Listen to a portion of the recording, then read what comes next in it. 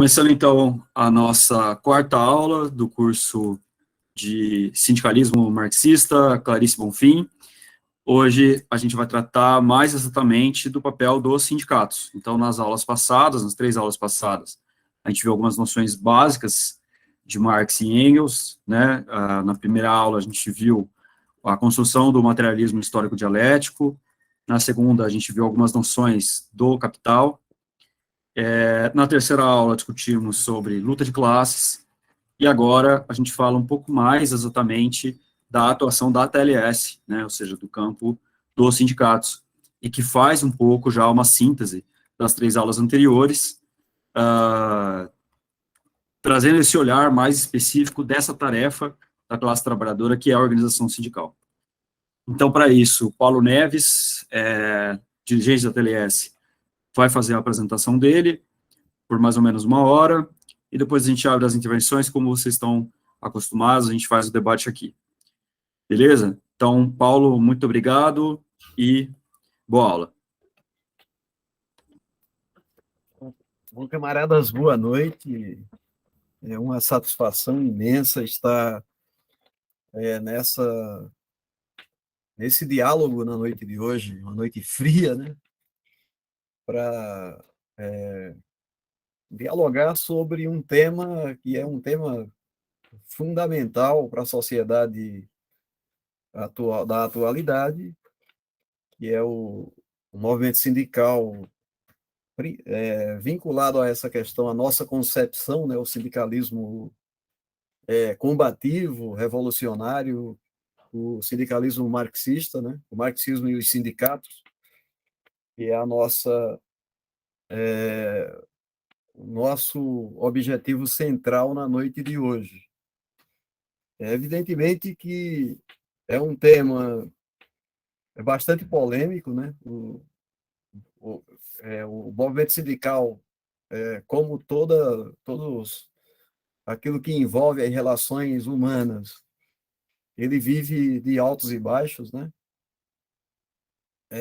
Nesse livro, O que é Sindicalismo, do Ricardo Antunes, que é um livro que foi escrito nos anos 80 ainda, então ele abre exatamente falando sobre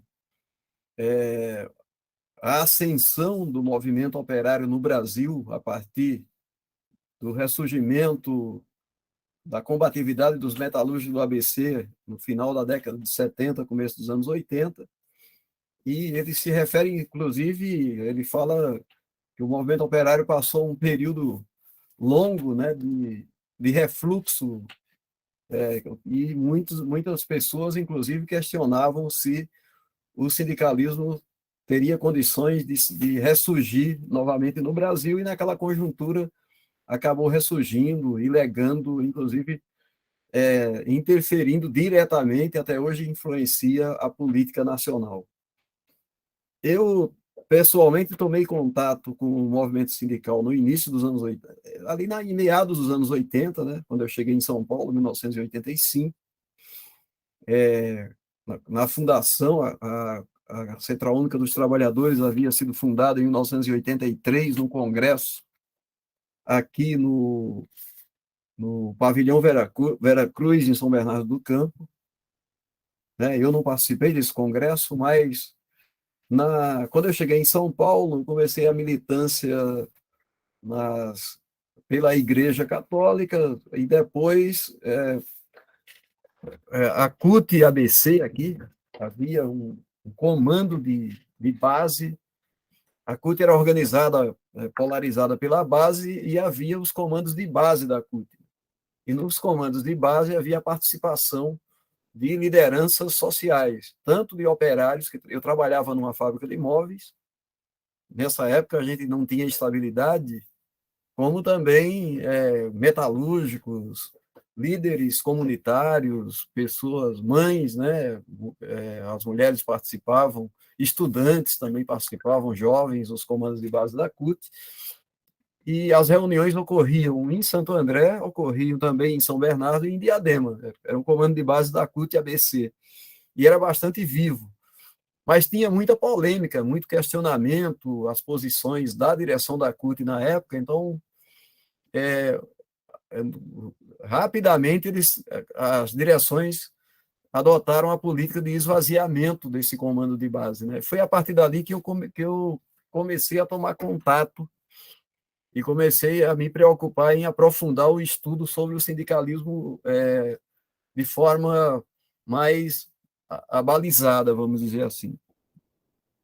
Na sequência, eu participei do primeiro congresso estadual da CUT São Paulo, fui eleito pela minha categoria, né? E ali a gente já percebia as correntes internas da CUT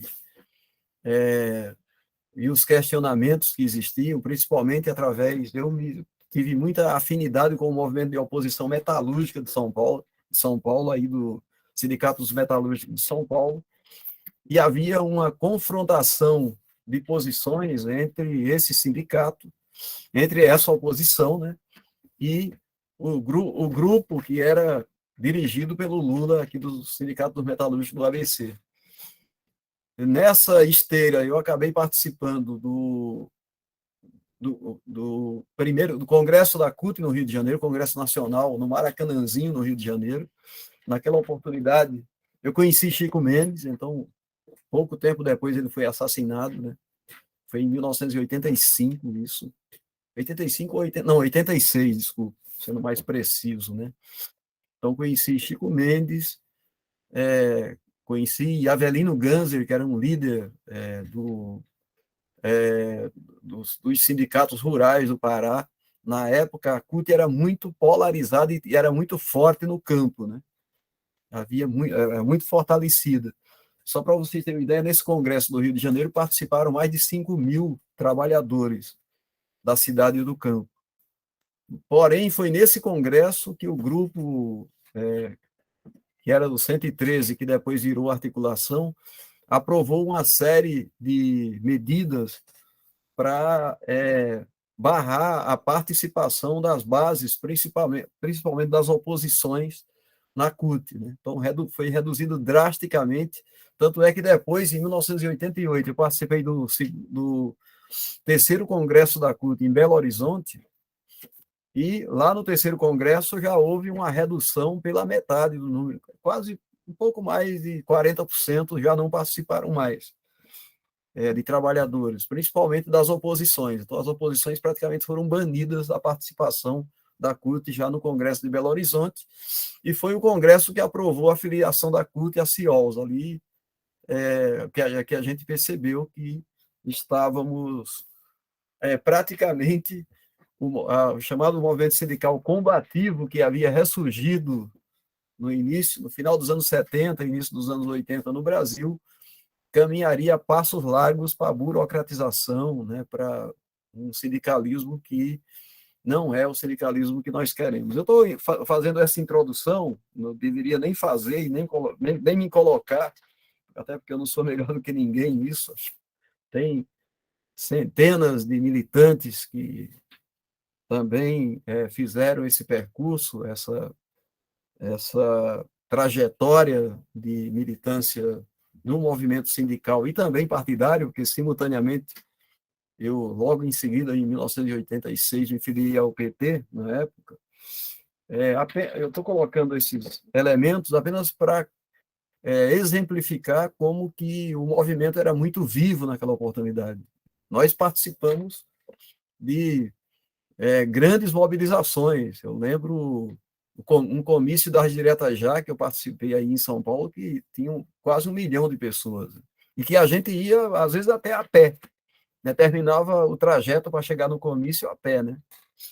Em 1985, depois eu participei também nós participamos das manifestações pelo Fora Collor, também foi uma onda gigantesca de ascensão, que teve interferência direta na vida nacional do Brasil, na política nacional, e contribuiu para fazer uma transformação, ainda que incipiente, e que levou depois ao governo Lula em 2002, 2003, e a frustração que nós tivemos naquela oportunidade com a reforma da Previdência, e nos levou a romper com o PT, e a participar da fundação do PSOL. Agora, eu fiz toda essa introdução para colocar um pouco a análise que eu quero fazer sobre a discussão do movimento sindical no geral. Eu estava dando uma lida aqui no texto do Engels, né? A situação da classe trabalhadora na Inglaterra, que é um clássico da análise do movimento sindical, inclusive no livro do Ricardo Antunes, ele faz uma síntese. Engraçado que eu estava lendo o texto do Engels, aqui, original, no livro da Fundação José Luiz e Rosa Sanderman, o Marxismo e os Sindicatos. Eu estava lendo esse texto, depois eu fui fazer um cruzamento com o livro do Ricardo Antunes, O que é Sindicalismo, e a síntese do texto do Engels estava exatamente no livro. Então, o ponto de partida que ele adota é exatamente o texto do Engels para fazer a análise do surgimento, ainda que embrionário, do movimento sindical, a partir de meados do século XVIII, como que os trabalhadores ingleses eles começam praticamente fazendo enfrentamentos de forma individualizada, né? A burguesia inglesa, naquela oportunidade, submeteu os trabalhadores a uma verdadeira competitividade. Então, tanto é que no texto, a situação da classe trabalhadora na Inglaterra, o Engels começa colocando exatamente isso, né? Que uma das formas de controle da burguesia, originalmente, sobre a classe trabalhadora, foi a individualização e a colocação dos trabalhadores para competirem entre si, ou seja, dividir para governar. Qualquer semelhança com a nossa realidade hoje é mera coincidência, né? E o Ricardo Antunes vai também fazer esse mesmo apontamento aqui. Como que, gradativamente, a classe trabalhadora inglesa percebe que, divididos, eles iriam sucumbir cada vez mais às determinações e à dominação da burguesia, e, naquele contexto, gradativamente, eles vão se organizando, fazendo resistência, se mobilizando, foram duramente reprimidos durante quase 50, 60 anos de repressão dura contra os trabalhadores, prisões, assassinatos e tudo mais, até conquistarem o direito à livre associação, né, no início do século, nas primeiras décadas aí do século XIX. Então, isso foi fundamental, porque até então só tinha direito a se associar às representações da burguesia. E aqui, tanto o Ricardo Antunes, analisando o texto do Engels, ele vai colocar exatamente isso, que isso foi um salto gigantesco para a classe trabalhadora inglesa naquela conjuntura, né? Conquistar o direito à livre associação. E como que isso vai resultar, né, na fundação de várias associações, até a Associação Nacional Inglesa, né, que a partir de 1860, 1870, você vai ter uma associação nacional que vai concentrar todas as associações inglesas e vai levar as chamadas trade unions, né, ou União de Trabalhadores, que vai efetivamente organizar as reivindicações dos trabalhadores e colocar praticamente em pé de igualdade com a burguesia, com a classe burguesa, vamos dizer assim, nas reivindicações dos trabalhadores ingleses naquele momento do capitalismo. É evidentemente que isso teve muita contradição, muita derrota também, muitas lutas derrotadas, mas foi uma demonstração importante, segundo o próprio Antunes vai colocar aqui no livro, essa movimentação toda que eles se organizaram. O Ricardo Antunes ele vai analisar na sequência as questões relacionadas que, nesse processo de evolução, o surgimento de várias tendências dentro do movimento sindical, né? Então, aí já é um novo momento, não é mais a divisão isolada, mas aí já é a divisão por tendências de concepções de organização sindical. Ele aponta aqui a concepção anarquista, né? Lá do Proudhon, do Malatesta e de outros líderes anarquistas no século XIX, a concepção reformista, que é vinculada ao sindicalismo inglês, efetivamente, ou melhor, ao sindicalismo norte-americano, né? Então, o sindicalismo qualquer referência com qualquer relação com o sindicalismo de resultados da força sindical aqui no Brasil, né? Não é mera coincidência. O sindicalismo cristão, inclusive tem filmes, né? Tem um filme que eu indico como referência, o filme Dães, eu inclusive assisti na faculdade, num curso de Sociologia do Trabalho, esse filme. O sindicalismo corporativista e o sindicalismo comunista. E como que essas concepções vão atuar no sindicalismo brasileiro ainda no início do século XX, né? Quando começa a surgir o sindicalismo no Brasil. Então, é muito importante a gente estabelecer essa referência, porque o livro do Ricardo Antunes ele é dividido em duas partes. Na primeira parte, ele discute o sindicalismo, o surgimento do sindicalismo e o surgimento dessas concepções em nível internacional, e na segunda parte ele vai analisar o surgimento e a consolidação do movimento sindical no Brasil. Então, no Brasil, sendo muito passando de forma muito rápida, ele vai apontar algumas origens aqui do movimento sindical brasileiro. Então, a primeira delas, ele vai também, no Brasil, nós tivemos as chamadas sociedades de socorro e auxílio mútuo.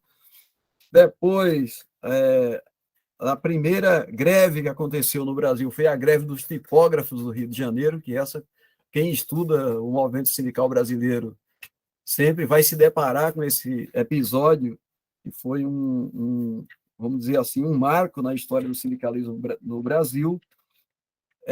O primeiro congresso dos trabalhadores brasileiros, né, que foi o Congresso Socialista, que aconteceu em 1892, que tentou estabelecer como objetivo a fundação de um partido socialista no Brasil.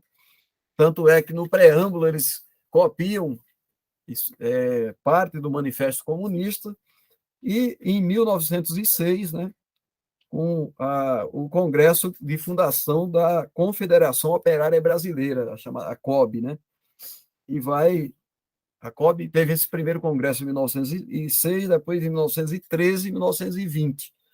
Nós não podemos esquecer que nessa conjuntura dos primeiros séculos de efervescência das lutas operárias no Brasil, nós tivemos a greve aqui de São Paulo de 1917. Eu li um livro que foi publicado na Itália originalmente, que foi escrito por um senador do Partido Comunista Italiano, baseado nas correspondências do Astrogildo Pereira, né, que era o líder comunista brasileiro. É a Greve de 1917. É um livro que eu comecei a ler e não parei mais. Depois eu emprestei esse livro para um colega meu e até hoje o cara não me devolveu. Porque o livro, na apresentação do livro, eles colocam o seguinte, que a história da preservação dos arquivos do Astrogildo Pereira daria para escrever um outro livro, porque com o golpe militar de 1964 e a morte do Astrogildo Pereira, os arquivos dele deu, parece que quase 2 containers. E os militantes do Partido Comunista se incumbiram de transportar esses arquivos para o Porto de Santos e despachar no navio para a Itália, correndo o risco de todo esse material riquíssimo da história do movimento operário brasileiro cair nas mãos da ditadura militar e serem queimados, né? Simplesmente desaparecer.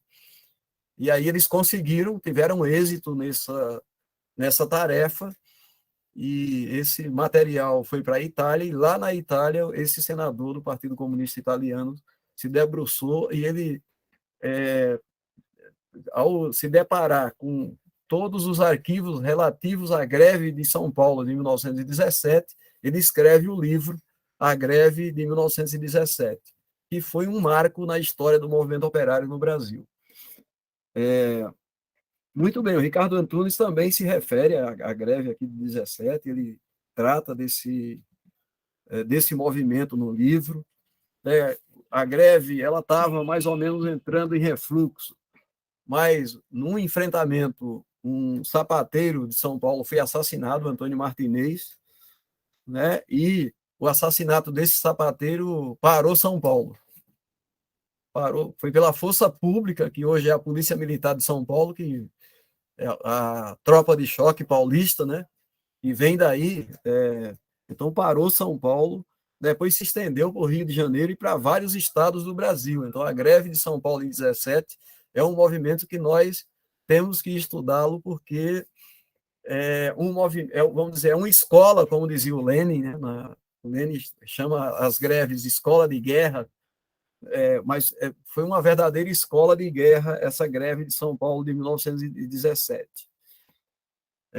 E serviu também para o fortalecimento, né? Vai criar as bases do fortalecimento e do surgimento dos quadros que vão dar origem ao Partido Comunista Brasileiro, porque até então vigorava a força do movimento operário brasileiro eram os anarquistas, né?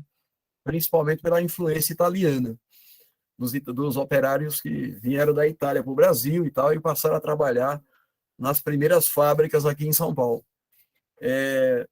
E os anarquistas, eles negavam a necessidade de intervenção na política partidária ou na política de Estado.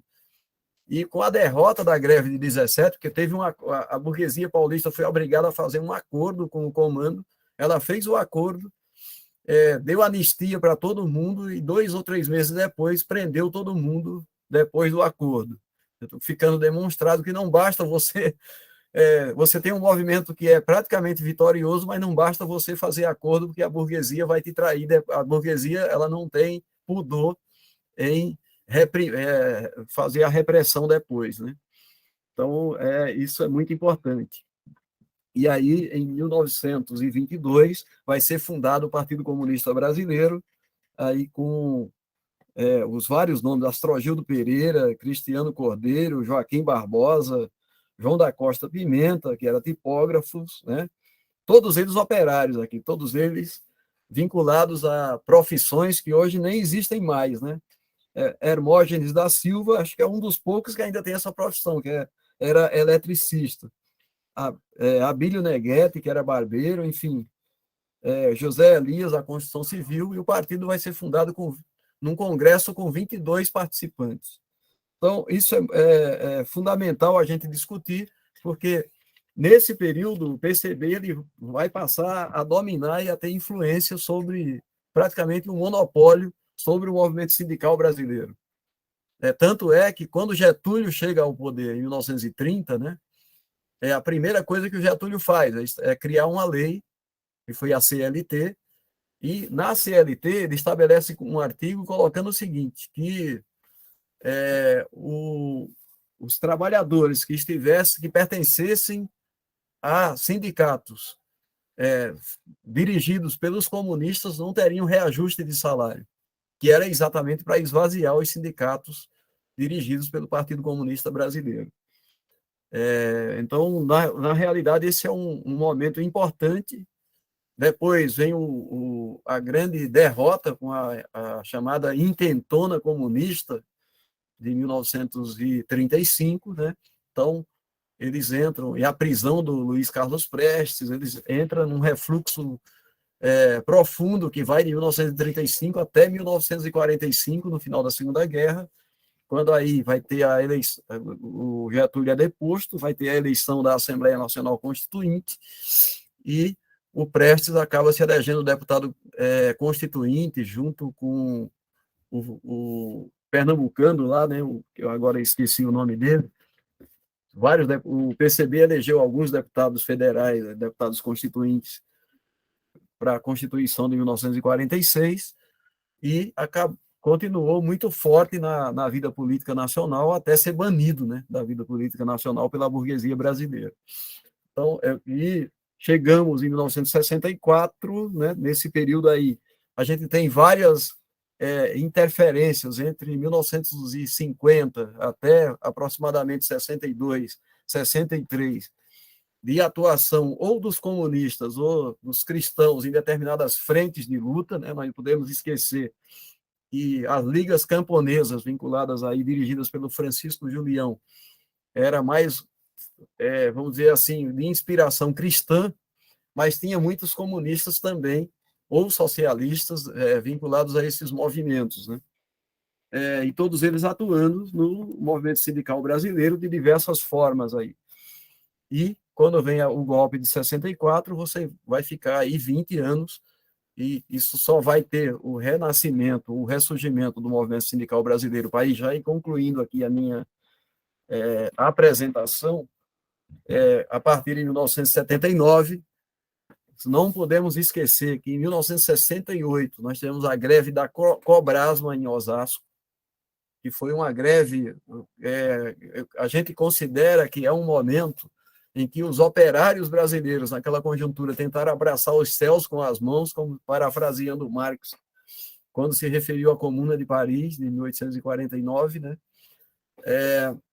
Mas a greve da Cobrasma foi um movimento heróico que vai ser derrotado, porque o Exército, a polícia do Exército invadiu a fábrica e prendeu as lideranças, os operários lá, mas isso acabou se reproduzindo, de uma certa forma, em 79, na greve da Scania, aqui em São Bernardo, que vai ser, vamos dizer assim, o marco no renascimento do movimento sindical combativo. A importância da greve da Scania não é o fato de ser vinculado a um sindicato que já era presidido pelo Lula, mas pelo fato de ter sido um marco no renascimento do movimento sindical brasileiro e o movimento sindical de uma combatividade, porque é uma greve em plena ditadura militar ainda, embora a ditadura já estivesse, vamos dizer assim, em franca decadência, né? E a partir dali, de 79 para frente, a gente vai ter greves sucessivas de dezenas de categorias no Brasil. Então, vai ter greves depois, greve dos professores de São Paulo, greve dos bancários, né? Greve de funcionários públicos da saúde, de diversas categorias, de construção civil, moveleiros, químicos. Então, a partir dali, o movimento sindical brasileiro ressurge com tudo, né? Para aquela panela de pressão que estava abafada, vamos dizer assim, explode naquela conjuntura e dá origem ao movimento que a gente tomou conhecimento depois. Logicamente que, ou por erro, ou por traição das direções, né?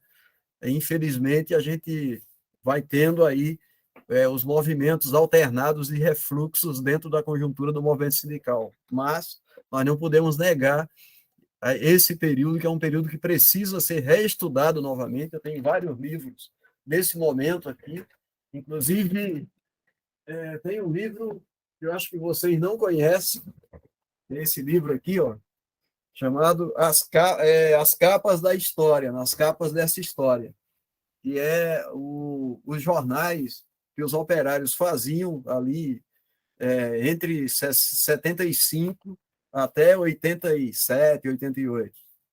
Então, todas as capas, tem os pasquins aqui também, que foram o protesto dos movimentos culturais nos anos 60, 70. Então, é muito importante depois, quando a gente tiver uma reunião presencial, até me proponho a levar o pessoal dar uma consultada. É um livro que eu considero muito relevante para a gente dar uma aprofundada nisso, nessa discussão fundamental para quem quiser aprofundar mais. Para efeito de leitura, no início da reunião eu havia apresentado aqui as minhas referências nesse momento. Primeiro, Ricardo Antunes escreveu esse livro, O Privilégio da Servidão, que é um livro onde ele analisa o chamado novo proletariado de serviços na era digital, né? Ou seja, porque uma das polêmicas que a gente já tinha, inclusive quando eu fiz faculdade em 1999, eu terminei a faculdade de Ciências Sociais, uma das polêmicas que a gente já tinha era se a fábrica ainda era o locus de transformação da sociedade, ou seja, a relação da expropriação de mais-valia do trabalho pelo capital ainda é capaz de gerar, vamos dizer assim, o elemento e a força motriz que vai levar à contradição do capitalismo e fortalecer uma classe, que é a classe trabalhadora, que pode levar à revolução socialista. Eu lembro que em 99 a gente tinha muito essa polêmica, vários grupos na faculdade polemizavam sobre isso, e muitos diziam que não, que com a adoção da robótica, né, essa chamada tecnologia, ou da era digital, que a gente já percebia que estava em andamento, dificilmente a gente ia conseguir perfilar um batalhão de trabalhadores para questionar o sistema. Né? Outros diziam que sim, que esse fenômeno não impede, apenas deslocou, vamos dizer assim, a exploração do trabalho pelo capital e, consequentemente, isso ia fortalecer ainda mais a reação da classe trabalhadora contra a burguesia. Então, estava em aberto isso. Eu, particularmente, defendo a segunda tese, o Ricardo Antunes também vai nessa mesma direção. Ele é um entusiasta, por exemplo, ele participou de várias reuniões com o Paulo Galo, daí dos motoboys, né, o líder dos motoboys aí, e ele escreveu, inclusive, esse livro aqui, Uberização, Trabalho Digital e Indústria 4.0, então, que é outro livro importante. Eu estou, inclusive, tentando terminar de ler, mas o tempo é curto. Mas as recomendações que a gente faz aí, eu acho que aqui é apenas um pequeno esboço daquilo que a gente tem feito, para vocês continuarem discutindo, apresentando suas posições. É um diálogo nosso aqui. Eu agradeço pela atenção e peço desculpas pelos pontos que a gente, porventura, não tenha conseguido desenvolver melhor.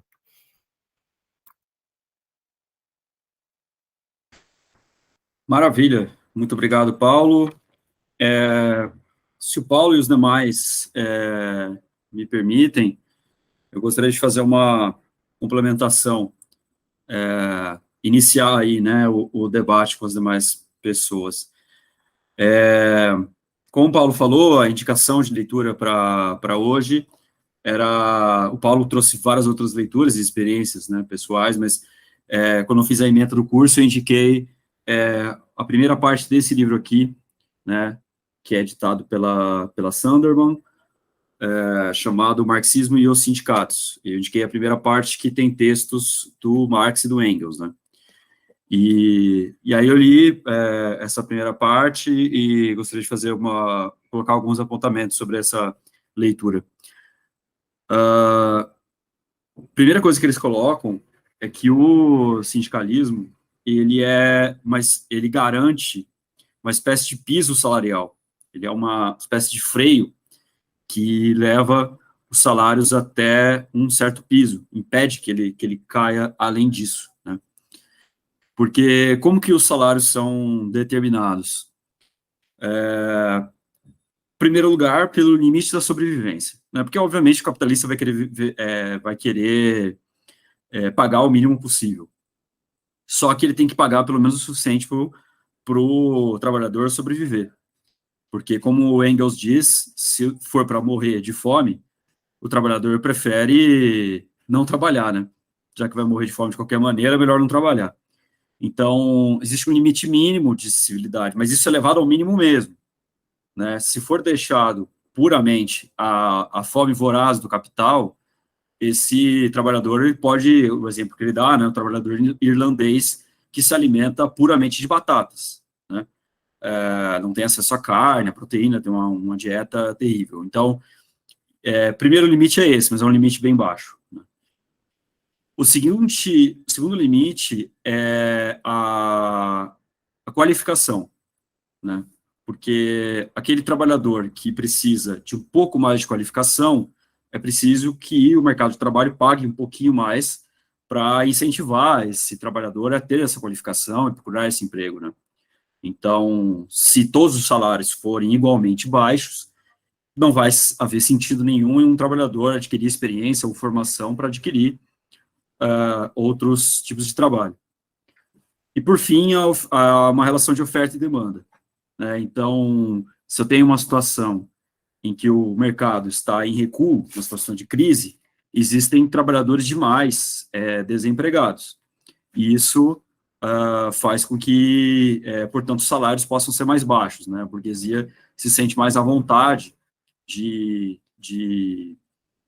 simplesmente levar esse salário ao patamar mais baixo possível, porque ela tem mão de obra, um exército industrial de reserva sobrando, né?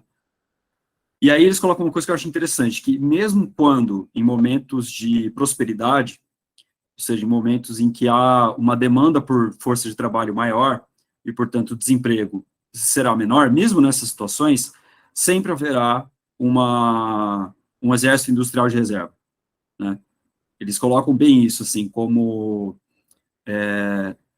o capital, por ele ser o capitalismo, por ele ter uma produtividade muito grande, muito alta, ele sempre vai empregar menos força de trabalho do que a força de trabalho disponível, né? Então, um trabalhador com a indústria, ele tem um potencial de produtividade muito grande. Então, não é necessário você empregar toda a força de trabalho. E aí, portanto, você sempre vai ter um exército industrial de reserva que vai ser esse exército, essas pessoas que estão fora do regime normal, vamos dizer assim, de acumulação, e que vão se virar da maneira como podem, pedindo dinheiro, roubando, fazendo pequenos serviços, enfim, que é uma coisa que é curioso, porque isso nunca acabou no mundo, né? Então, muita gente acha que no século XX isso acabou, o exército industrial de reserva acabou. Se você estiver olhando só para a Europa e Estados Unidos, sim, só que o sistema capitalista é um sistema internacional, não um sistema nacional. Então, o que aconteceu foi que deslocou esse exército industrial de reserva, ele foi deslocado da Europa para a África, para a América Latina, para a Ásia. Então, ela nunca deixou de existir. E essa é uma força necessária. Então, esse medo, né, do trabalhador. Outra coisa que eles colocam também, eles resgatam, uma coisa que a gente já falou em aulas passadas, eles resgatam um processo histórico por meio do qual os trabalhadores perderam os meios de produção e passaram a precisar vender a sua força de trabalho para ter tudo que necessita. Ele coloca isso, que hoje em dia o trabalhador ele está inteiramente nas mãos da burguesia. Tudo que ele precisa está nas mãos da burguesia. E, portanto, ele precisa vender a sua força de trabalho para adquirir essas coisas, né? Ele fala como o trabalhador, o camponês inglês, antigamente ele tinha pequena propriedade de terra, de onde ele tirava muitos itens de subsistência. E hoje o proletariado não tem mais isso. Aliás, daí que vem o nome proletariado, porque é aquele que não tem nada a não ser a sua prole, né, os seus filhos. Então, o proletariado, portanto, por ele não ter essa condição do meio de vida, ele precisa vender a sua força de trabalho, e ele vende por um preço muito rebaixado. Nesse texto também, eles fazem uma comparação nesse sentido, que eu acho muito interessante, do trabalho assalariado com a escravidão. Em alguns momentos, o Engels, até no Classe Trabalhadora da Inglaterra, trata como se fosse quase sinônimo, né? O que, posteriormente, isso foi ajustado na obra deles, né? O Marx faz questão de ter uma diferença conceitual bem explícita entre o trabalho de escravidão e o trabalho assalariado.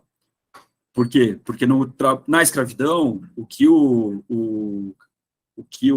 proprietário, o que o empregador compra é a pessoa, né? Ele compra o trabalhador por completo, enquanto que no capitalismo ele compra a força de trabalho, ele compra o trabalho por um tempo determinado, não compra esse trabalho para sempre, né? Essa é uma diferença. Mas qual é a semelhança que eles colocam? A semelhança é que, e são algumas coisas bem cruéis, assim, por exemplo, por que a escravidão foi abolida em vários países do mundo? Geralmente o que se diz é que é para gerar um mercado consumidor, né? Porque o trabalhador, ele ganha salário, então portanto, ele vai consumir. Isso até, em parte, pode ser verdade. Por exemplo, na pressão na Inglaterra para acabar com a escravidão no Brasil, para que o trabalhador brasileiro comprasse itens exportados pela Inglaterra. Mas isso é só uma pequeníssima parte da verdade, porque também tem outro fato, que às vezes o trabalho assalariado é mais produtivo do que a escravidão. Porque qual é a motivação do escravo de trabalhar? É de evitar apanhar. E qual é a motivação do trabalhador assalariado? Não ser demitido e passar fome. Então, o trabalhador assalariado, às vezes, ele se impõe, autoimpõe uma disciplina que é muito mais eficaz do que essa coerção externa e violenta, né?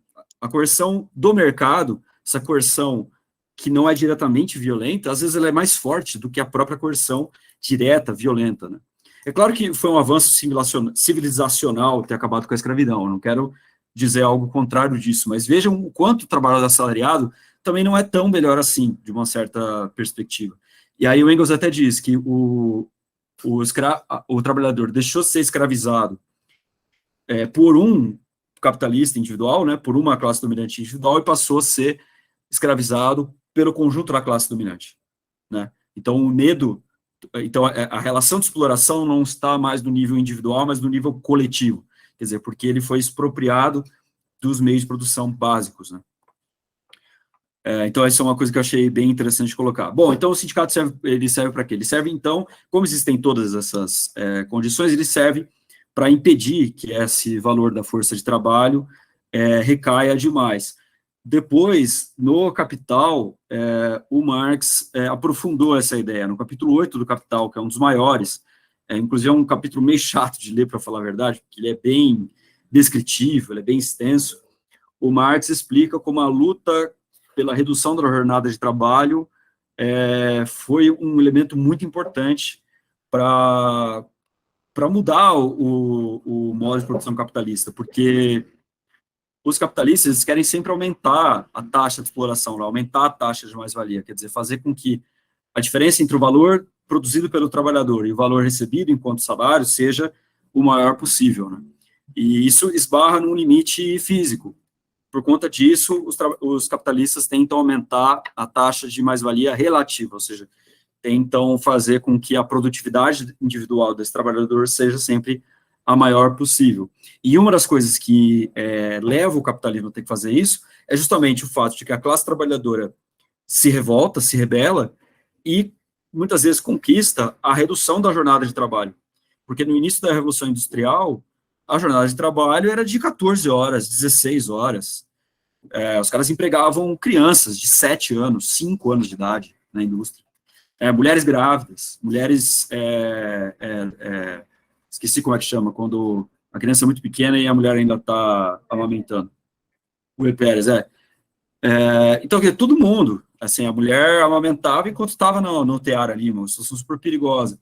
E o movimento sindical foi servindo de freio a essa barbárie do capitalismo, né? E aí, o Engels também coloca uma coisa que eu acho interessante, que ele coloca, então, que o movimento sindical, ele atua, na maior parte das vezes, na verdade, que ele coloca como sempre, né, mas eu acho que nem sempre é assim. O sindicalismo trabalha na defensiva, então ele trabalha reagindo aos ataques, ele trabalha prioritariamente agindo contra a redução do salário, por exemplo. O Engels fala isso num contexto, ele escreveu esse livro em 1845, então era um momento em que o movimento sindical estava ainda muito enfraquecido, ainda não tinha a força que teria nas décadas posteriores. 3 anos depois, teve as jornadas de junho na Europa, e a classe trabalhadora estava bem mais forte. Então, em 1845, ela estava bem mais enfraquecida. E aí, por isso, essa característica de sempre estar na defensiva. Mas eu comparo muito com o que a gente vive hoje, né? No movimento sindical, quantas vezes a gente fez lutas ofensivas para adquirir direitos que antes a gente não tinha? Quantas vezes nós já fizemos greves por aumento salarial real, né? Todas as greves que a gente vê normalmente são por reajuste, né? São contra o arroxo, ou para compensar perdas salariais de anos anteriores. Então, hoje, a gente vive uma situação semelhante nesse sentido, né? Muito de sempre reagir aos ataques da burguesia para manter o valor de compra dos salários mais estável possível. E aí, outra coisa que ele coloca é a seguinte: de todas as lutas que são feitas, que são sempre muito dolorosas, a classe trabalhadora perde a maioria. Raramente ela conquista. Isso eu achei curioso, achei muito interessante ler isso. Até o meu alívio, vou dizer assim, porque essa é a realidade que a gente vive hoje, né? A maioria das greves que a gente presencia, que a gente organiza, a maioria perde, né? E isso era uma situação vivida por eles também em 1845. E aí o Engels coloca, se sempre perdem, né? Por que sempre, ou quase sempre perdem? Por que eles continuam? E aí, claro, porque na esperança de em algum momento ganhar, porque sempre tem alguma greve ou outra que é vitoriosa, isso motiva, mas eu acho mais legal, que o que ele coloca é que é uma questão emocional, né? É por um ódio, né? O trabalhador se mobiliza, apesar de tudo, apesar de muitas vezes ser derrotado, porque pela indignação, pela força da indignação, pela força do ódio contra a injustiça que ele vive, porque realmente ele não tem mais o que perder, né? Posteriormente, 3 anos depois, eles escreveriam no Manifesto Comunista, né, o que o proletariado não tem nada a perder, a não ser os seus grilhões, tem um mundo por ganhar. Então, seria essa situação, justamente, de muita penúria que daria força para esse movimento na base do ódio, né, que a gente fala hoje em dia, né, o cara que persiste na base do ódio. Mas aí eles colocam também uma limitação ao movimento sindical, que eu acho muito importante a gente ter em mente, que às vezes o movimento sindical ele pode resistir muito e ter conquistas, porque assim, muitas vezes o movimento sindical ele age de maneira reativa, de maneira defensiva, só que isso pode às vezes, quando você tem uma greve defensiva, que é vitoriosa, pode dar a ideia do seguinte, a gente só se manteve como está, né, por exemplo, teve uma greve para demitir em massa. E aí vocês fazem a greve e conseguem impedir a demissão em massa. Aí você pode pensar, bom, a gente só lutou para ficar como estava. Só que não é bem assim, porque o capitalismo é dinâmico. Então, quando você impede um avanço da burguesia, de certa forma você está avançando, por mais que na aparência não seja isso. Então, por exemplo, num momento de crise, quando a burguesia tenta reduzir os salários, reduzir o valor real dos salários, se você consegue impedir que o valor real dos salários caia, na prática, você está avançando sobre o capital. Na aparência, você manteve como estava, mas na prática você avançou, porque isso muda o arranjo de forças do capitalismo. Então, muitas vezes, a classe trabalhadora pode ter avanços, principalmente nesses momentos de prosperidade, porque no momento de prosperidade, o poder da classe trabalhadora aumenta, né, porque a demanda por força de trabalho é maior, então aí você consegue fazer greves, e muitas delas elas vão ser vitoriosas, e aí, com isso, você pode ter vantagens. Só que as crises, por outro lado, elas podem pôr tudo a perder. Você pode ter, por exemplo, é que naquela época as crises do capitalismo aconteciam a cada 5, 6 anos, né? No capitalismo contemporâneo, às vezes as crises demoram mais para chegar. Mas então, vou dar um exemplo da Europa, né? Você pode ter lá ali nos 30 gloriosos, vocês tiveram 30 anos de garantias da classe trabalhadora, 30 anos de vitórias, 30 anos de acúmulo. E uma greve pode pôr tudo a perder, uma crise econômica pode pôr tudo a perder muito rapidamente, né? Então, em questão de 5, 10 anos, você pode perder tudo que foi acumulado ao longo de 30. Isso tem acontecido muito no Brasil, né? Enfim, uma coisa mais contraditória, mas veja assim, durante os anos 2000 e começo dos anos 10, dos governos Lula e Dilma, houve um aumento do emprego e da renda, né, da classe trabalhadora. Só que isso se perdeu muito rápido. Em questão de 1, 2 anos, esse crescimento de 10 se perdeu. Então, é isso. As conquistas da classe trabalhadora, elas são muito frágeis, elas podem se perder muito rapidamente. E é por isso que o Marx e o Engels dizem, é preciso combater as causas e não só os sintomas da exploração. Porque quando você faz uma greve contra uma demissão em massa, uma greve contra a redução salarial, lembrando que arroxo é a mesma coisa que redução, né? Então, se teve 10% de inflação e a proposta da patronal é 0,5% de aumento, na prática isso é redução salarial, certo? Então, clareza disso.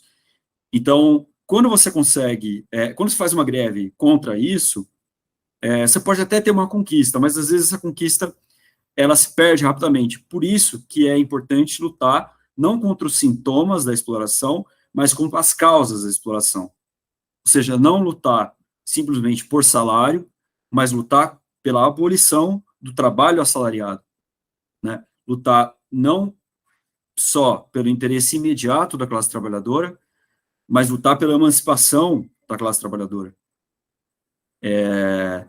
Essa é a importância, porque muitas vezes, no movimento sindical, as pessoas são consumidas por essas tarefas práticas e imediatas, e podem se iludir com relação a essas vitórias parciais e imediatas. Voltando ao exemplo do petismo, muitos trabalhadores se iludiram com o aumento da renda que houve dos anos 2000. Muitos trabalhadores se iludiram com isso e se acomodaram com isso, como se isso fosse suficiente. Primeiro que esse aumento da renda foi muito baixo. Então, eu acho que os petistas exageram quando caracterizam isso, né? Porque, beleza, teve uma redução da fome, mas redução não é bem erradicação, né? E mesmo o fato do cara, bom, o cara não passa fome é o mínimo, né, gente? Segurança alimentar é o mínimo. Mas a pessoa ter acesso à alimentação não quer dizer que todas as necessidades delas estão bem satisfeitas. Então, eu acho que se contentaram muito com pouco e perderam de perspectiva a necessidade de acabar com a exploração como um todo, né, e não simplesmente reduzir a exploração, né. E isso, como eu falei, é um problema, é uma facilidade, algo que é fácil de acontecer no movimento sindical, né, você lutar por melhorias salariais e não pela abolição do trabalho assalariado, né. Isso é uma coisa que, nesses textos, o Marx e o Engels exploram um pouco, porque o movimento sindical ele é ainda muito incipiente nessa época, nos anos 40. Mas já em décadas posteriores, já nos anos, eu não sei dizer exatamente quando, mas acho que pelo menos já nos anos 70, 80 do século XIX, já começa a aparecer no movimento sindical essa tendência mais reformista, que o Paulo falou um pouco, né? Já começa a surgir essa tendência e começa a surgir a burocratização também, porque esses sindicatos eles vão virando grandes aparatos, né? Porque esses sindicatos eles vivem do quê? Vivem da contribuição sindical. E aí, então, se aumenta a classe trabalhadora, e se o salário do trabalhador aumenta, isso vão se tornando grandes máquinas, né? E aí, grandes máquinas que passam a ter interesses específicos. Então, aí os caras que trabalham no movimento sindical deixam de ser exatamente, perdem o seu vínculo com a classe trabalhadora para se tornarem burocratas, né? Pessoas que dependem financeiramente desse aparato, né? Os caras que ganham salário, né? Que vivem desse aparato sindical e que, portanto, vão ter como perspectiva a manutenção dessa burocracia sindical e não a luta da classe trabalhadora, né? Isso é uma coisa que aconteceu muito forte na Inglaterra, como o Paulo falou, e também na Alemanha, né? Quando a gente estuda o reformismo, eu falei de reformismo na aula passada. O reformismo, um caso típico, paradigmático, é o caso da Alemanha.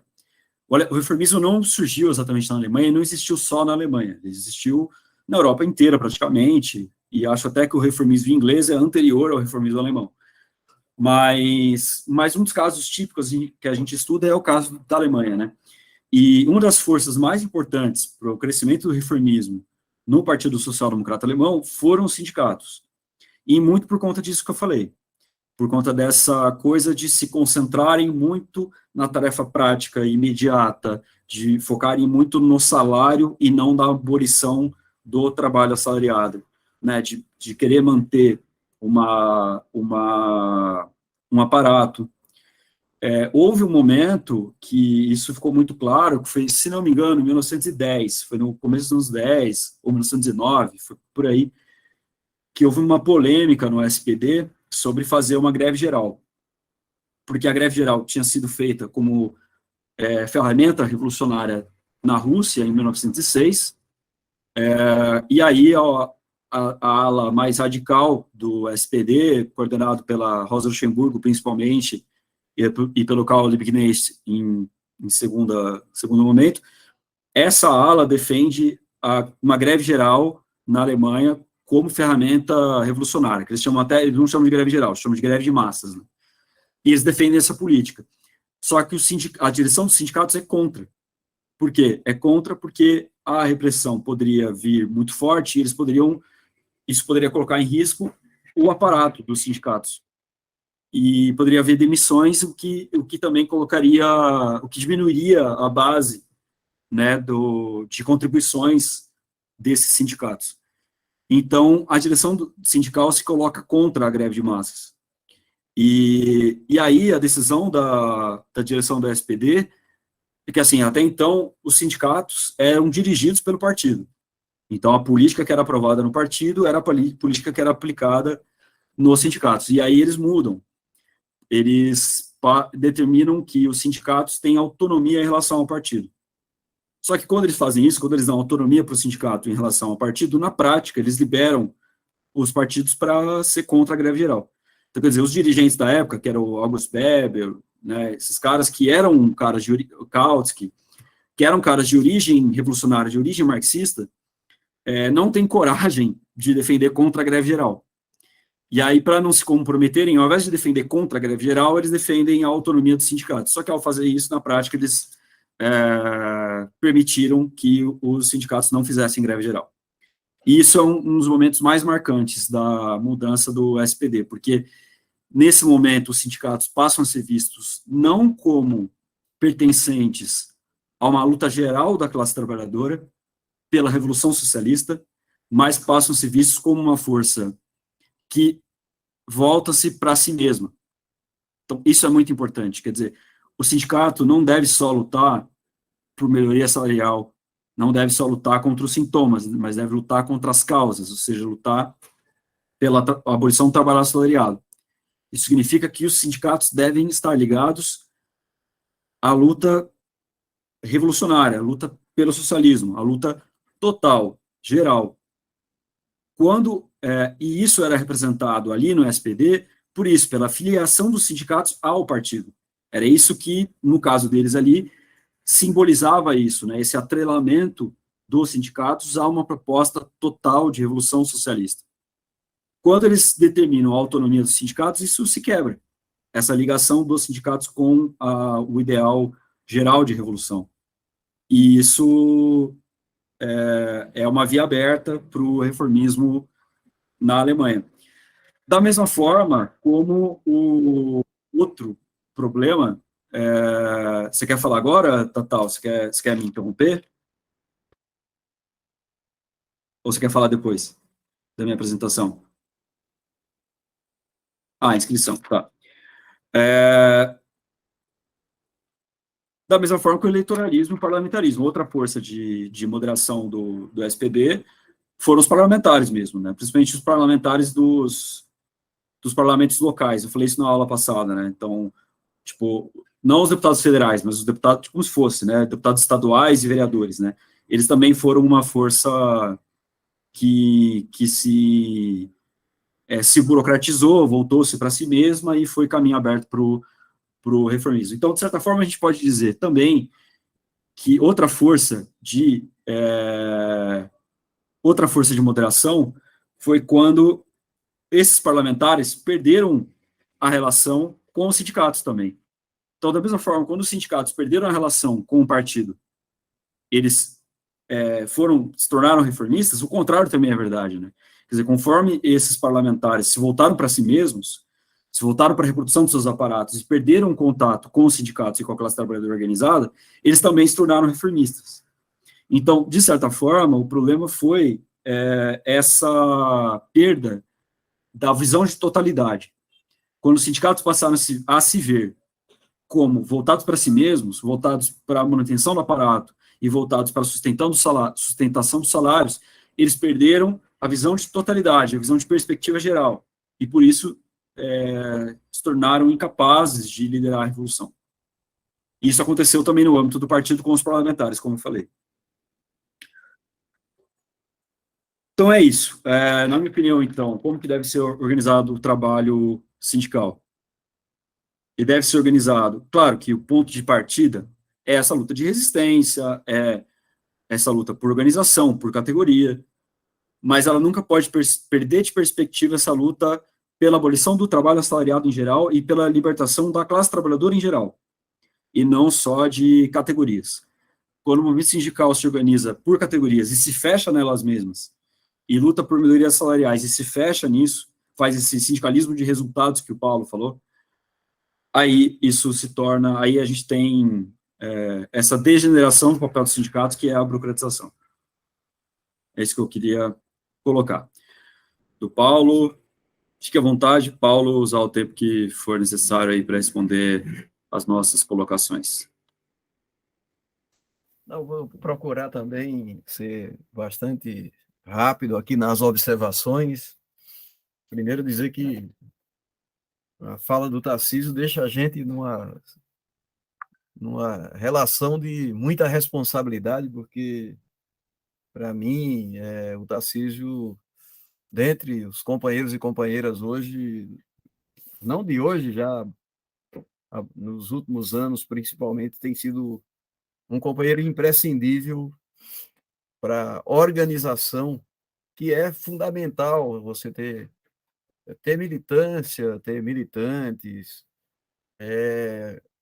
a maioria das correntes, das organizações políticas tem. Agora, ter militantes com disposição para organizar é difícil. Isso, o próprio Lenin falava que a tarefa de todo comunista é buscar a organização dos trabalhadores. O Lenin, inclusive, falou a célebre frase: organizemos os trabalhadores e nós faremos a revolução. Então, trabalhador desorganizado não faz revolução, e eu penso, inclusive, que o exemplo aí da origem, vamos dizer assim, da classe trabalhadora inglesa, demonstra isso, essa questão da atomização, e aí já entrando um pouco na discussão colocada pelo companheiro Aurélio, que eu acho que é muito oportuno esse debate, né? Que se reflete de forma contundente no seio da categoria dos professores de São Paulo aqui, com essa questão da categorização da sopa de letrinhas, popularmente conhecida no interior da nossa categoria.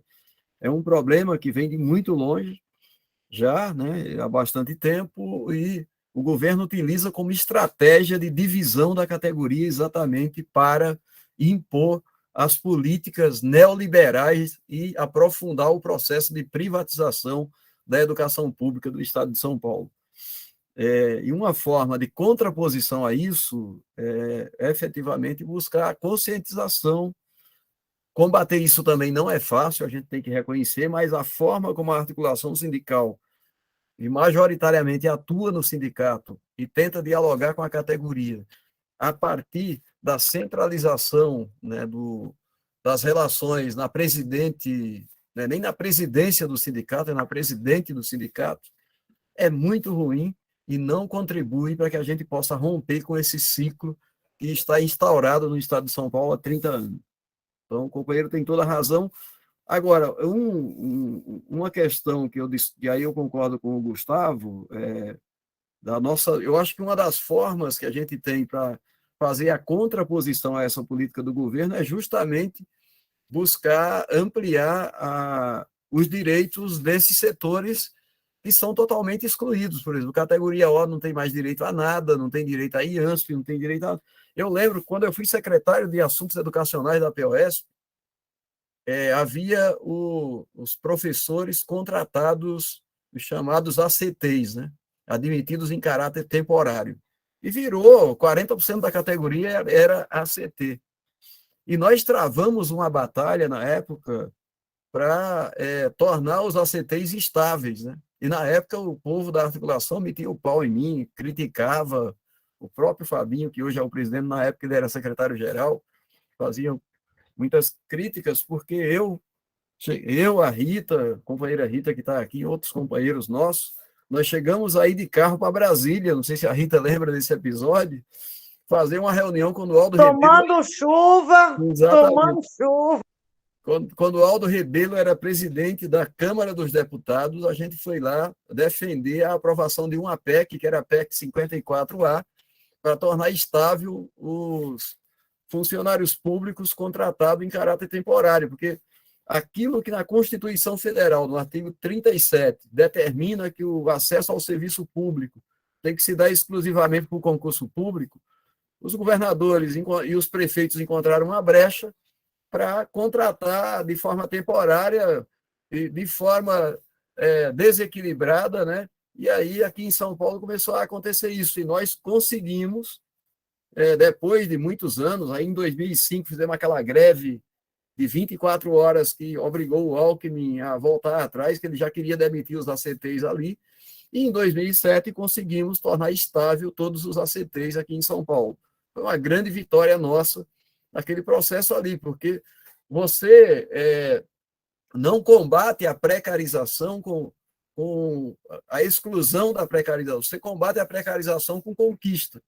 Então, a partir do momento que você conquista, eu penso que a conquista do IANSP para todas as categorias O é uma forma de você combater a precarização, e não só isso, tentar avançar no debate de tornar o categoria O, que tenha mais de 10 anos trabalhando na rede, como professor estável também. Acho que nós temos que retomar esse debate urgentemente.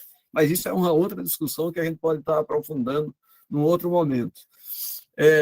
Para concluir minha fala, eu concordo com a Zesa também sobre essa questão da burocratização do movimento sindical.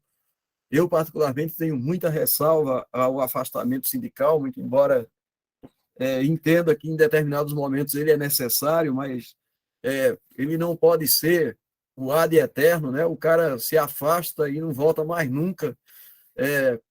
Cria a gente brinca na POS que muitos diretores ali criaram um e-mail, aulanuncamais.com.br, ou seja, nunca mais o cara pegou no giz, está há 15, 20, 25 anos sem pegar no giz.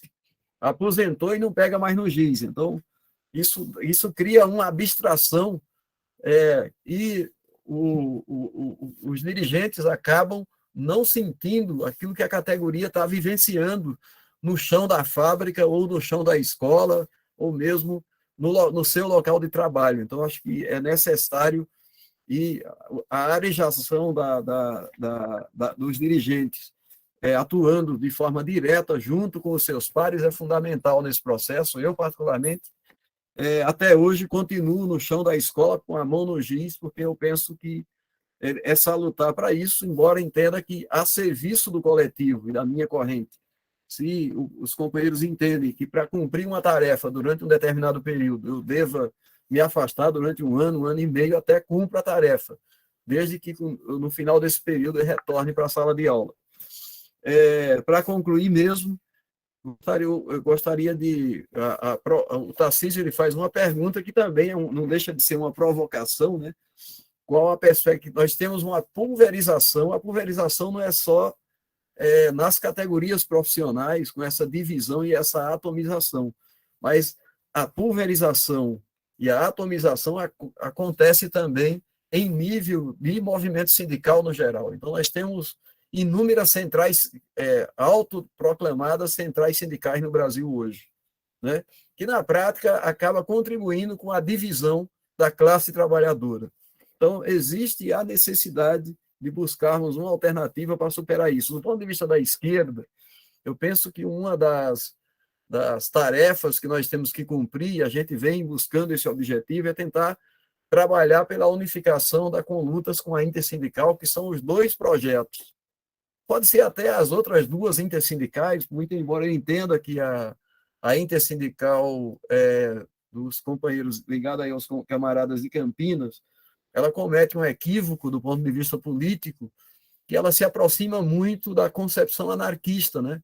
E a concepção anarquista ela já demonstrou que ela não consegue avançar para além do economicismo e, na prática, acaba se convertendo numa atuação sindical reformista, né? Apenas pelo resultado ali, numa greve, numa mobilização, é importante, Agora, se você não tiver no radar a perspectiva de você avançar para o campo da organização dos trabalhadores na questão da política e intervir no poder do Estado na busca da transformação social e da construção do socialismo, essa atuação acaba se convertendo em algo estéril, não faz um apontamento na perspectiva da transformação social.